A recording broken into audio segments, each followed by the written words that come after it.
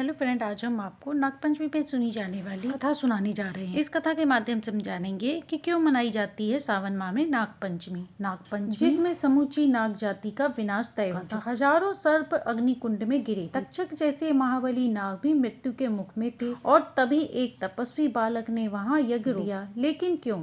नागों ने ऐसा क्या किया था कि एक शक्तिशाली राजा ने उन्हें समाप्त करने की ठान ली थी? और उस पंचमी तिथि का क्या रहस्य था जिसने नाग जाति को फिर से जीवन दान दिया? यही दिन आज नाग पंचमी के रूप में क्यों मनाया जाता है, और वो भी सावन जैसे विशेष महीने में? क्या सिर्फ शिव जी के गले में नाग होने का इसका महत्व है, या इसके पीछे का कुछ और रहस्य है? आइए इस प्राचीन कथा के माध्यम से जानते हैं। श्रावण मास की शुक्ल पक्ष की पंचमी तिथि को मनाई जाने वाली नाग पंचमी भारतवर्ष के उन प्राचीनतम और रहस्यमय पर्वों में से एक है जो केवल धार्मिक आस्था नहीं बल्कि गूढ़ पौराणिक रहस्यों से भी जुड़ा है। सावन मास में जब धरती को शीतल जल से स्नान कराया जाता है और चारों ओर हरियाली चादर ओढ़े रहती है, तब यह मास भगवान शिव की विशेष कृपा से भरा होता है, क्योंकि सावन स्वयं महादेव को अत्यंत प्रिय है। और शिव जी के गले में विराजमान है नागराज वासुकी, जो सृष्टि के गूढ़ रहस्यों, ऊर्जा चक्रों और कुंडलीन शक्ति के प्रतीक माने जाते हैं। नागों का यह संबंध केवल भय, विष तथा यहाँ तक सीमित नहीं, बल्कि वे वेदों, पुराणों और योग के आध्यात्मिक रहस्यों में गहराई से जुड़े हैं। विशेष रूप से नाग पंचमी का पर्व, जो श्रावण शुक्ल पक्ष की पंचमी तिथि को उत्सव के रूप में मनाया जाता है, इसके पीछे एक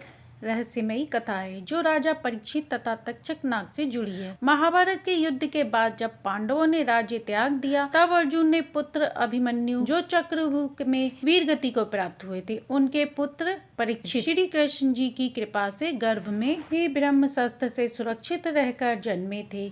वे धर्म, नीति और शौर्य के प्रतीक थे और उन्होंने हस्तिनापुर के सिंहासन पर आरूढ़ होकर अश्वमेध यज्ञ कर चारों दिशाओं में विजय का पताका फहराया था। एक दिन वे वन में शिकार के लिए गए। वहां अति प्यास और भूख से व्याकुल थे। उन्होंने एक तपस्वी ऋषि शमी के आश्रम में शरण ली। ऋषि गहन तपस्या में लीन थे। परीक्षित ने उन्हें बार बार संबोधित किया, किंतु कोई उत्तर नहीं मिला। उन्हें भ्रम हुआ कि ऋषि जानबूझकर मौन है और इसने इनके क्षत्रिय अहंकार को ठेस पहुंचाया। उन्होंने एक मृत सांप को उठाकर ऋषि के कंधे पर रख दिया और वहां से चले आए। जब ऋषि श्रृंगी, जो स्वयं बालक थे किंतु तप से पूर्ण थे, उन्होंने यह अपमान सुना तो वे कुपित हो गए और क्रोध से उन्होंने श्राप और कहा, जो राजा मेरे पिता के गले में मृत सर्प रख कर गया है, उसे 7वें दिन नाग डसेगा और उसकी मृत्यु होगी। जब शमीक ऋषि को यह ज्ञात हुआ तो वे अत्यंत खिन्न हुए। उन्होंने परीक्षित को संदेश भेजा कि पुत्र के अज्ञान से दिया गया यह श्राप अटल है, इसे टाला नहीं जा सकता। राजा परीक्षित यह जानकर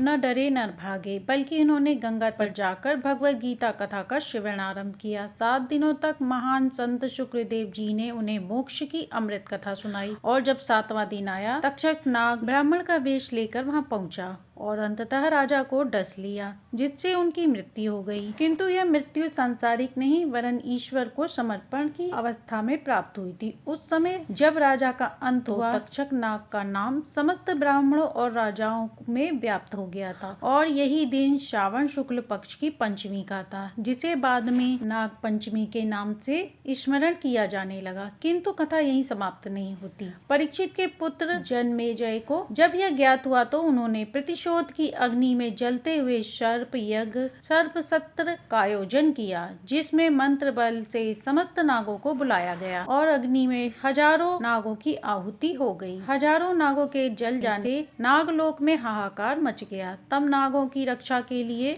प्रकट हुए एक दिव्य बालक मुनि आस्तिक, जो मनसा देवी और ब्राह्मण जरत्कारु के पुत्र थे। उन्होंने राजा जन्मे को धर्म का स्मरण कराया और कहा, राजन, यह शोध नहीं अधर्म है। सभी नाग तक्षक नहीं और निर्दोषों का संहार कभी भी धर्म नहीं कहा जाता। राजा जन्मे ने आस्तिक की वाणी से प्रभावित होकर यज्ञ को तत्काल रोक दिया और नागों को जीवन दान दिया। तभी से यह दिन जब सर्प जाति को नवजीवन मिला तो नाग पंचमी कहलाया। इस दिन विशेष रूप से नागों की पूजा होती है, क्योंकि यह पर्व केवल नाग पूजन नहीं बल्कि क्षमाशीलता, करुणा, प्रकृति संरक्षक और धर्मानुशासन का प्रतीक है। महिलाएं दीवारों पर गोबर से नाग बनाती हैं हैं उन्हें दूध, लावा, अक्षत, दूर्वा, फल, फूल अर्पण करती हैं ताकि घर में सुख, शांति, समृद्धि रहे और सर्प दोष से मुक्ति मिले। साथ ही भगवान शिव जो नागों के अधिपति हैं उनकी कृपा भी प्राप्त होती है। नाग पंचमी हमें ये सिखाती है जीवन में क्रोध, प्रतिशोध और क्षत्रिय अहंकार यदि विवेक से नियंत्रित न हो तो वे एक संपूर्ण जाति के विनाश का कारण बन सकते हैं। परंतु यदि एक व्यक्ति मुनि अस्तित्व जैसे ज्ञान,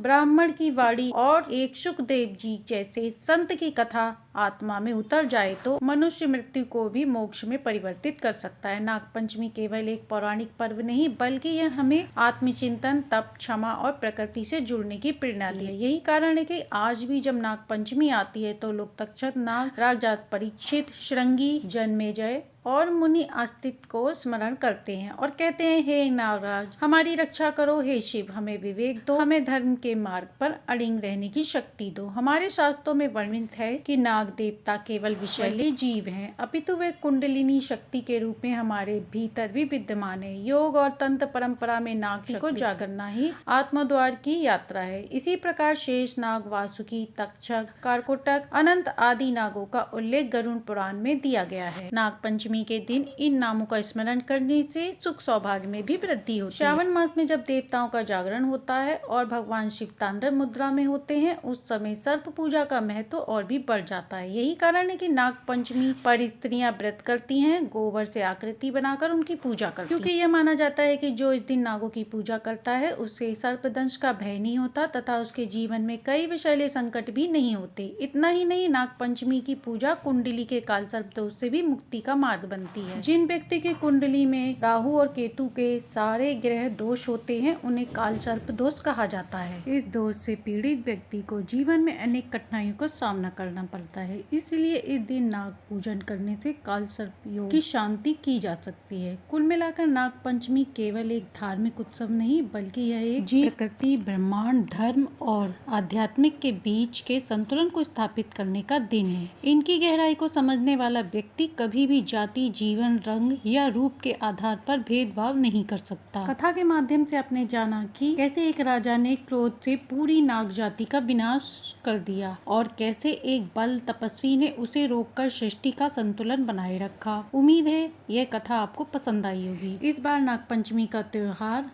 पंचांग के अनुसार पंचमी तिथि 28 जुलाई दोपहर 12:40 से शुरू होकर 29 जुलाई दोपहर 3:15 तक रहेगी। चूँकि नाग पंचमी की पूजा दिन में की जाती है इसलिए 29 जुलाई को नाग देवता की पूजा करना शास्त्र मत माना गया है। पूजा का शुभ मुहूर्त है 29 जुलाई 2025 को। नाग पंचमी का शुभ मुहूर्त है 5:41 8:23 तक। इस दौरान नागों की पूजा कर दूध, अक्षत, पुष्प आदि अर्पण करने से पितृदोष, काल सर्प दोष, संतान संबंधी बाधाओं से मुक्ति मिलती है। इस दिन व्रत और पूजा का विशेष पुण्य फल बताया गया है। आशा है कि आपको ये कहानी और जानकारी अच्छी लगी होगी। यदि अच्छी लगी हो तो लाइक एंड सब्सक्राइब करें।